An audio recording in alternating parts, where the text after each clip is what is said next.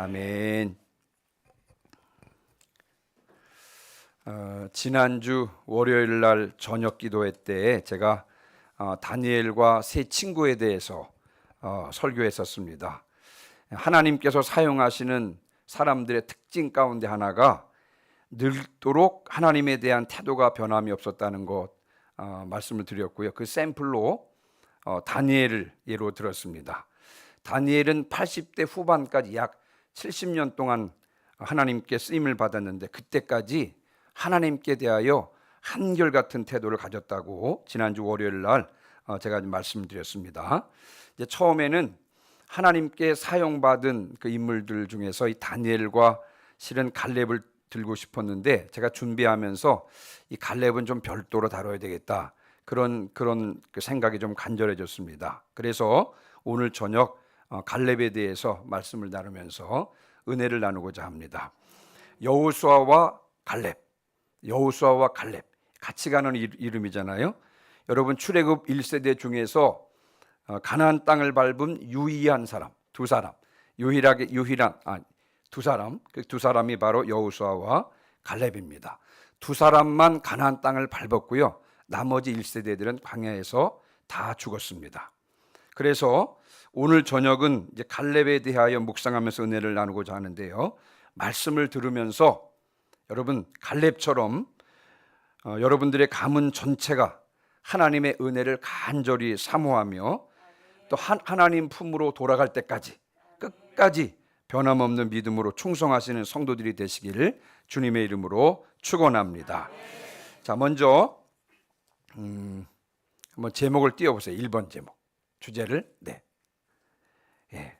그니스 사람 여분네 아들 갈렙에 대해서 하나님의 자녀가 되기를 사모했던 가문이다 라고 하는 이제 주제를 말씀을 드리고 싶은데, 여러분 잘 아시는 대로 이스라엘 백성들이 광야 생활을 했는데 몇 년 동안 광야 생활을 했습니까? 40년 동안 광야 생활을 했습니다. 그 40년 동안 광야 생활하는 동안에 조금 전에 말씀드린 대로 1세대들은 다 죽었고요. 드디어 여호수아가 이끄는 2세대들이 이제 가나안 땅을 밟게 된 것입니다. 그리고 나서 가나안 땅에 들어가서 이스라엘 백성들이 약 5년 동안 정복 전쟁을 했습니다.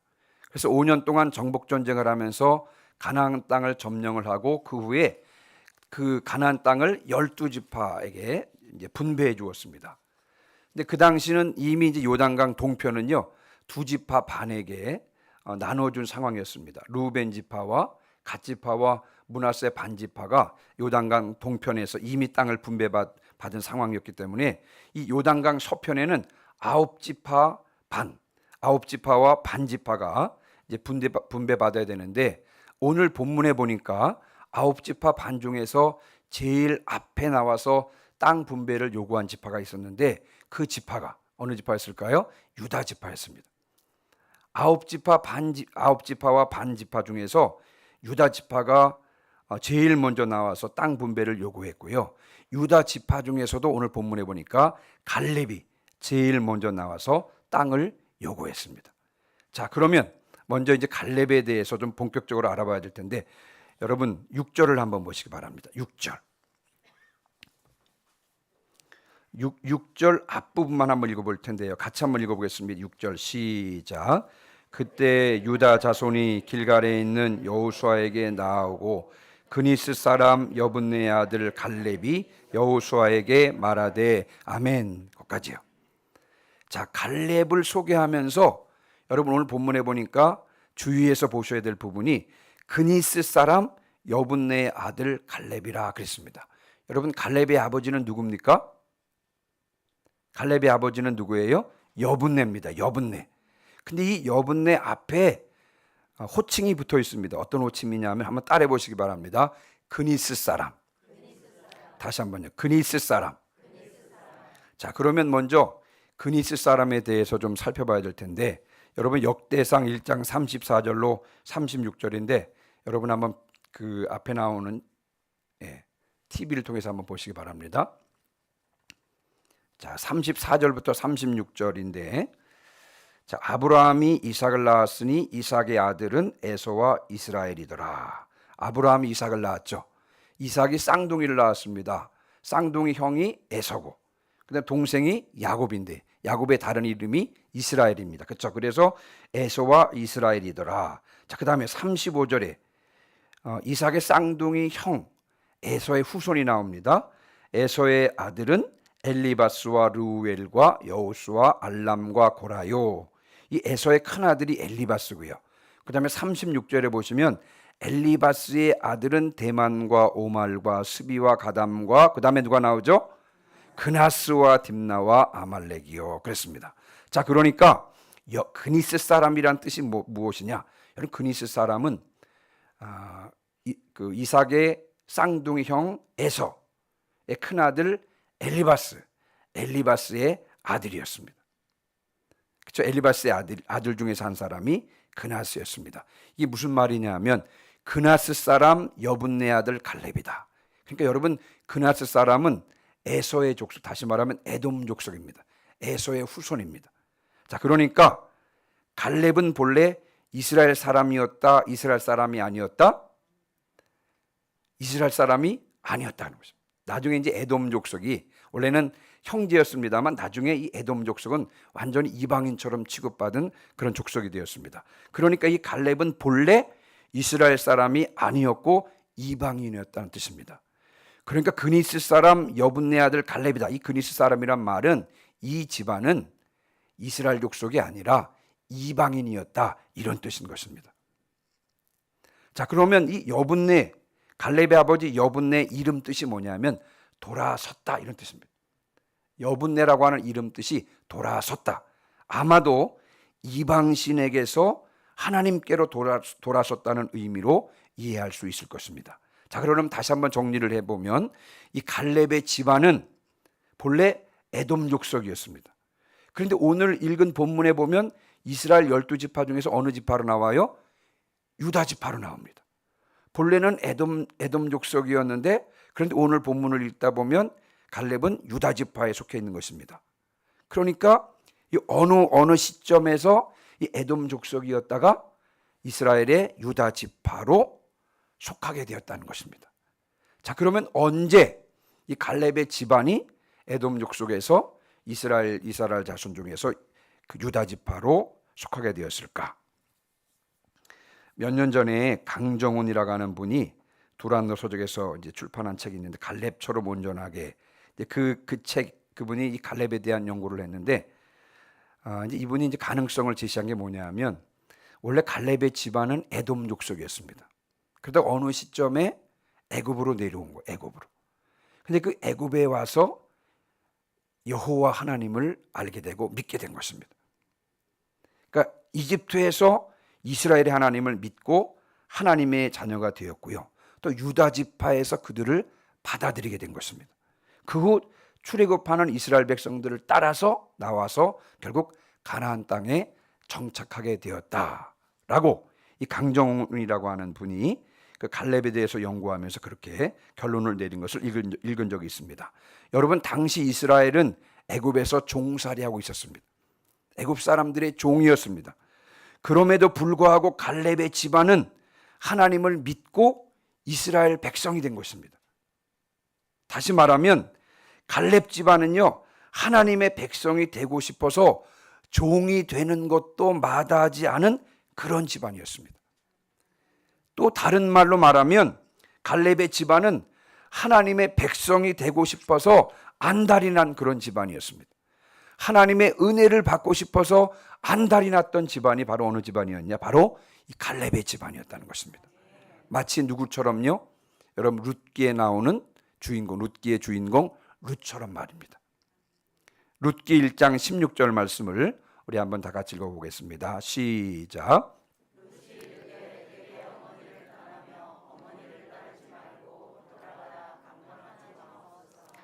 어머니께서 가시는 곳에 나도 가고 어머니께서 머무시는 곳에서 나도 머물겠나이다. 어머니의 백성이 나의 백성이 되고 어머니의 하나님이 나의 하나님이 되시리니. 아멘. 룻은 모압 여인이었잖아요. 여러분 잘 아시는 모압 여인이었습니다. 그런데 시아버지도 죽고 남편도 죽었습니다. 나옴이라고 하는 시어머니 따라가 봐야 얻을 것이 아무것도 없는 상황. 그럼에도 불구하고 모압 여인 룻은 아무 바랄 것도 없는 시어머니를 따라서 시어머니의 나라 이스라엘로 왔습니다. 왜 왔습니까? 팔자 피려고 왔습니까? 운명을 바꾸려고 왔죠. 왜요? 오직 하나님의 백성이 되고 싶어서, 오직 하나님의 은혜를 받고 싶어서 그분의 날개 아래에 보호를 받으러 온 줄 분명히 믿습니다. 하나님의 은혜를 간절하게 사모했던 이 갈렙의 집안을, 또 하나님의 백성이 되고 싶어하고 하나님의 은혜를 받고 싶어하는 이 갈렙의 집안을 하나님께서는 어떻게 하셨어요? 받아주셨습니다. 그리고 유다 지파의 이름난 가문이 되게 하셨던 것입니다.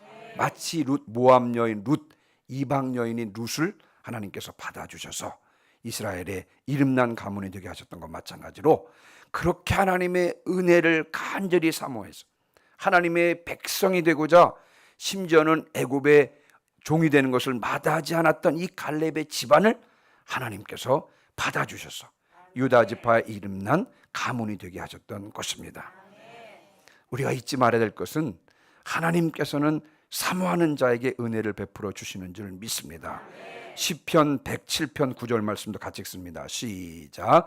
그가 사모하는 영혼에게 만족을 주시며 줄인 영혼에게 좋은 것으로 채워주심이로다. 아멘.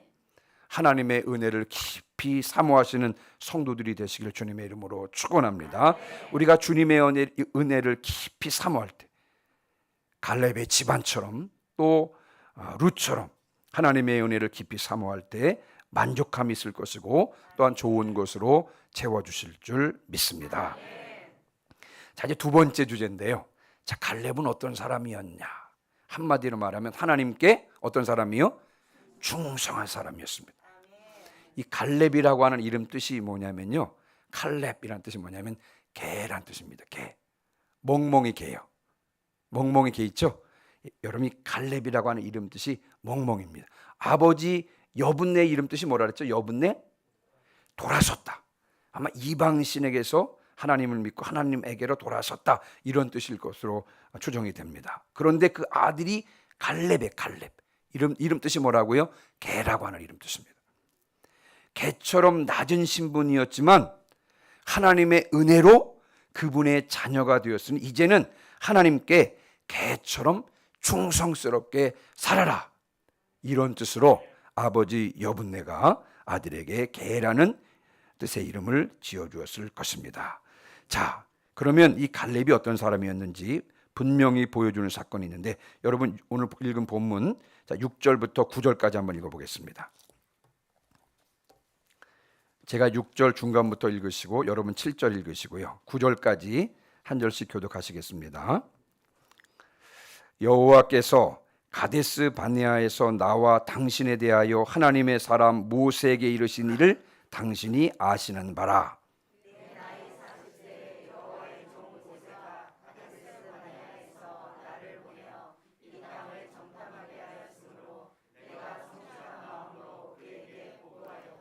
나와 함께 올라갔던 내 형제들은 백성의 간담을 높게 하였으나 나는 내 하나님 여호와께 충성하였으므로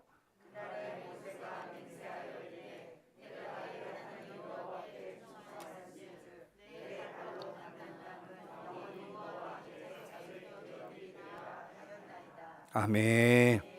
자, 여러분 지금 6절부터 9절까지 말씀해 보면 지금 갈렙이 한 사건을 이야기합니다. 어느 사건을 이야기하냐면 가데스 바네아 사건을 이야기합니다. 이 가데스 바네아 사건은 그 지금 갈렙이 말하던 시점에서부터 얼마 전 이야기냐면요, 45년 전 이야기입니다.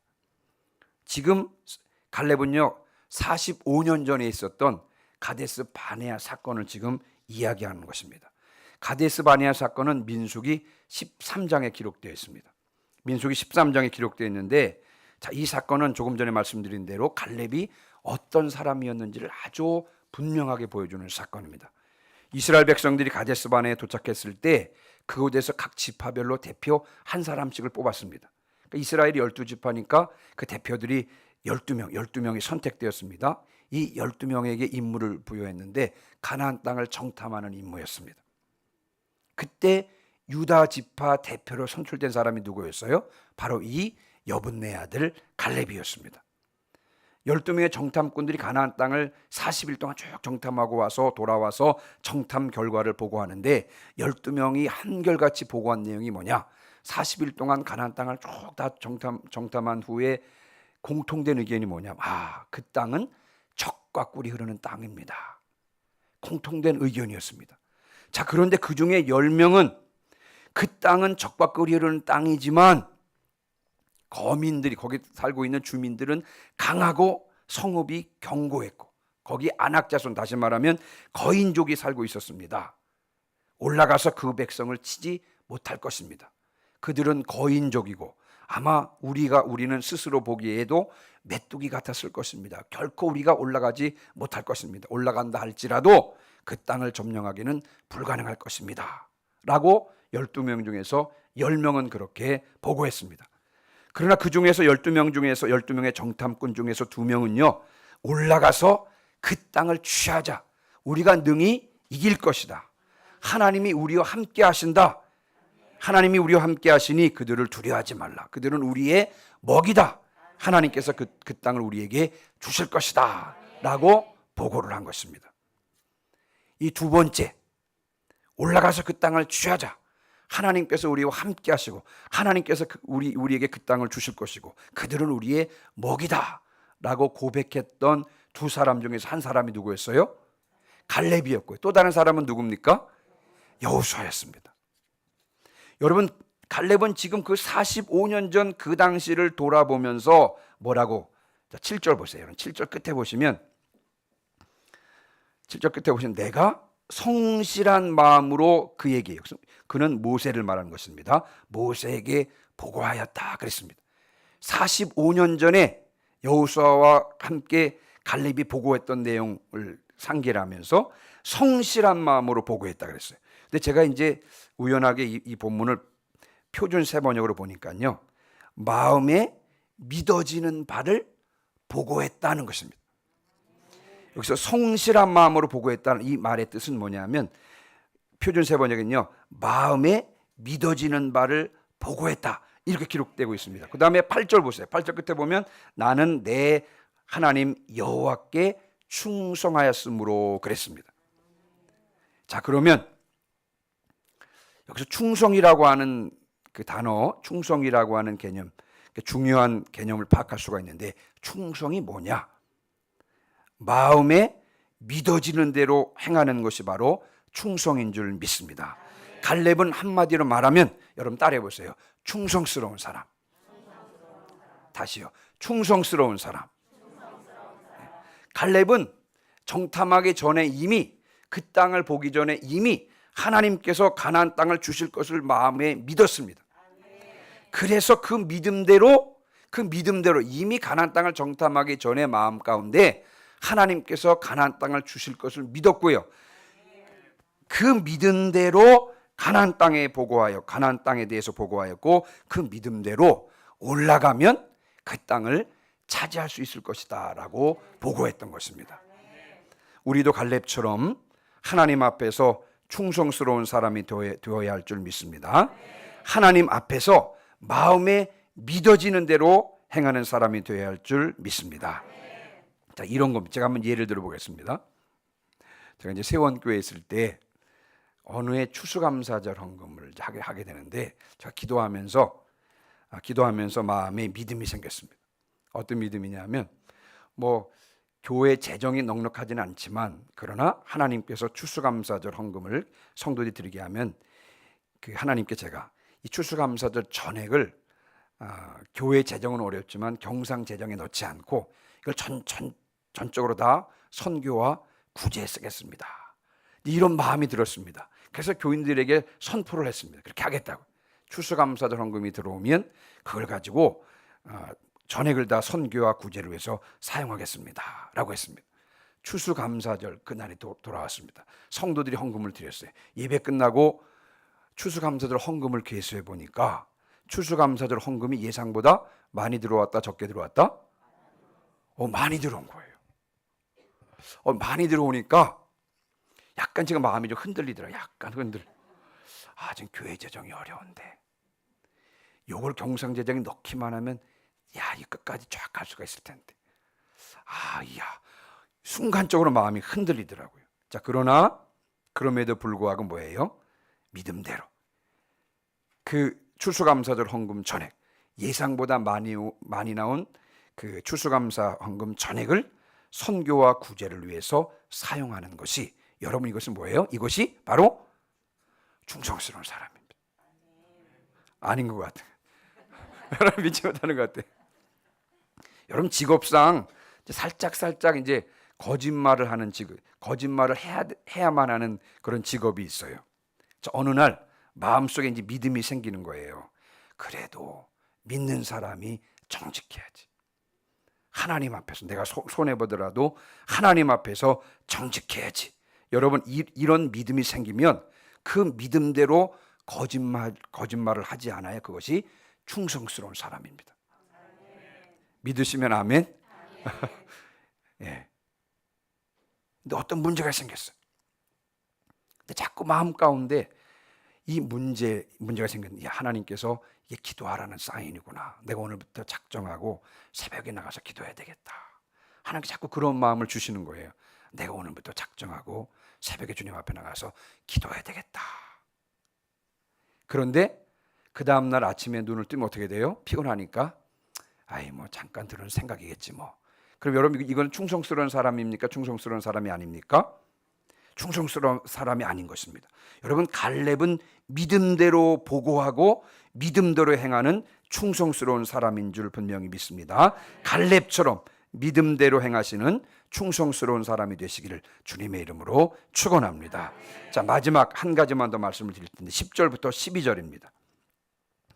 한 절씩 교독하고 12절은 다시 한번 읽습니다. 함께 읽습니다. 이제 보소서, 여호와께서 이 말씀을 모세에게 이르신 때로부터 이스라엘이 광야에서 방황한 이 45년 동안을 여호와께서 말씀하신 대로 나를 생존하게 하셨나이다. 오늘 내가 85세로 돼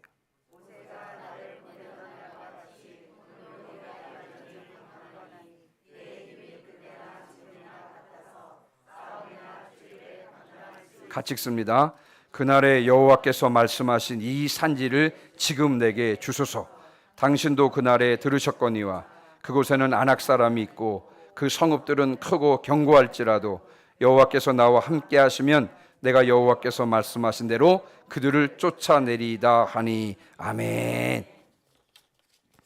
여러분 갈렙이 이 산지를 지금 내게 주소서라고 요청했던, 말씀을 했던 이때 갈렙의 나이가 몇 살입니까? 몇 살이에요? 85세, 85세. 여기 보시면 10절에 이제 보소서 여호와께서 이 말씀을 모세에게 이르신 때로부터, 여러분 이때가 언제, 몇 년 전이라 그랬죠? 45년 전. 45년 전에 하나님께서 하셨던 그 약속을 지금도 여러분 갈렙이 잊지 않고 있는 것입니다. 45년이 지났지만 9절 보시면 내가 내 하나님 여호와께 충성하였은즉 내 발로 밟는 땅은 영원히 너와 내 자손의 기업이 되리라 라고 45년 전에 약속했는데 그 약속대로 지금 그 땅을 나에게 주시옵소서. 45년이 지났지만 여러분 45년 전에 하나님의 약속을 여전히 믿고 있는 갈렙의 모습을 지금 여러분들은 보고 계시는 것입니다. 45년이라는 세월이 지났지만 하나님께로 향한 갈렙의 믿음은 시들해지지 않았습니다. 오히려 믿음의 빛이 더욱 밝아졌고요. 믿음의 향기가 더욱더 진해진 것을 저와 여러분은 오늘 본문을 통해서 확인할 수가 있는 것입니다. 여러분 45년은요, 45년이면 강산이 몇 번 바뀌어요? 4번이 아닙니다. 요즘 10년에 한 번씩 강산이 바뀌는 것이 아니라 점점 더 빨라지는 것 아니겠습니까? 그렇죠. 그러나 하나님을 향한 갈렙의 믿음은요 조금도 퇴보하지 않았습니다. 오히려 더욱더 빛나고 있는 것입니다. 모든 사람이 그렇습니까? 여러분 그렇지 않아요. 이삭 보세요. 이삭. 나이가 들어서 눈이 어두워졌습니다. 이삭이. 그랬더니 하나님의 말씀에 대한 믿음보다도 자신의 생각을 더 중요하게 생각했습니다. 그래서요 이삭은요 아내가 쌍둥이를 가졌을 때 하나님께서 말씀하셨거든요. 큰 자가 작은 자를 섬길 것이다. 그래서 하나님께서 에서가 아니라 야곱을 선택한 것을 여러분 하나님께서 그 이삭과 부인에게 분명히 보여주셨습니다. 그 자신의 후계자로 실은 에서가 아니라 누구? 야곱을, 이스라엘을, 야곱을 후계자로, 그 다음에 언약의 후계자로 삼아야 됐었습니다. 그런데 나이가 들고 눈이 어두워지니까 하나님 말씀에 대한 믿음보다도 자신의 생각이 점점 더 중요하게 된 거예요. 그래서 얌전하게 엄마 치마폭을 붙잡고 엄마 주변만 맴돌고 있는 야곱보다는 남자답게 야외로 들러나가면서 사냥꾼이 된 에서가 더 마음에 들었던 것입니다. 그래서 하나님께서 선택하신 야곱 대신에 에서에게 장자의 축복을 주려고 했던 것입니다. 여러분, 이것이 이삭이에요. 여러분, 엘리 제사장은 어떻습니까? 엘리 제사장은 눈이 점점 어두워서 하나님의 이상을 보지 못했습니다. 여러분, 모든 사람이 갈렙 같으냐? 여러분, 그렇지 않습니다. 그런데 야곱은 보세요. 야곱은 죽을 때가 다 되어서도 영적으로 예민해서 에브라임과 므낫세를 향한 하나님의 마음을 정확히 읽었습니다. 그래서 여러분, 장자가 아니라 차자 에브라임을 축복했습니다. 맞죠? 므낫세가 형이죠. 므낫세와 에브라임인데요. 에브라임을 축복했습니다. 하나님의 마음을 정확히 읽었습니다. 야곱은 죽을 때가 다 되었습니다만 영적으로 예민해서 하나님의 마음을 정확히 읽어서 에브라임을 축복했고 믿음으로 12 아들을 축복한 모습을 히브리서 11장 22절을 통해서 우리가 알 수가 있습니다. 여러분, 우리는 갈렙처럼 야곱처럼 그리고 지난 월요일에 제가 말씀드렸던 다니엘처럼 나이가 들수록 더욱더 믿음이 깊어지고 나이가 들수록 믿음의 빛이 더욱더 밝아지시기를 위해서 우리가 기도해야 합니다. 이는 우리 평생의 기도 제목이 되어야 됩니다. 나이가 들면 들수록 더욱 영적으로 예민해지고 더욱 믿음의 향기가 깊어지고 믿음의 빛이 더욱더 진해지기를 위해서 우리가 기도해야 할 줄 분명히 믿습니다. 오늘 말씀을 마무리하고 마치겠습니다. 하나님께서는 사모하는 자에게 은혜를 베풀어 주십니다. 특별히 온 가족이 하나 되어서 하나님의 은혜를 사모한다면 이것보다 귀한 일은 없을 것입니다. 6월 4일에 있을 온 가족 총동원 주일에 온 가족이 주님께 나와 예배드릴 수 있기를 위해서 우리가 함께 기도합시다. 우리 집안이 믿음의 명문 가문 될 수 있기를 위해서 기도합시다. 뿐만 아니라 시간이 지날수록 하나님의 말씀이 그대로 믿어지는 것이 은혜라는 사실을 더욱 실감합니다. 제가 이제 담임 목사님께 드리는 말씀 중에서 말씀이 그대로 믿어지는 역사. 야, 이게 은혜구나, 그런 생각이 들었습니다. 하나님의 말씀이 그냥 그대로 믿어지는 것입니다. 그래서 시간이 지나도 그 믿음이 변치 않는 것입니다. 여러분, 이것은 하나님의 선물이라고 밖에는 말할 수 없습니다. 이것은 내가 믿으려고 노력한다고 되는 것이 아니라 성령의 은혜로 되는 일인 줄 믿습니다. 우리가 이 시간 우리 함께 기도해야 될 것은요, 성령이 충만하여 하나님의 말씀이 그대로 믿어지고 그래서 충성스럽게 그 믿음대로 말하고 그 믿음대로 행하는 믿음의 사람이 되기를 위해서 오늘 이 저녁 우리가 기도해야 될 줄 믿습니다.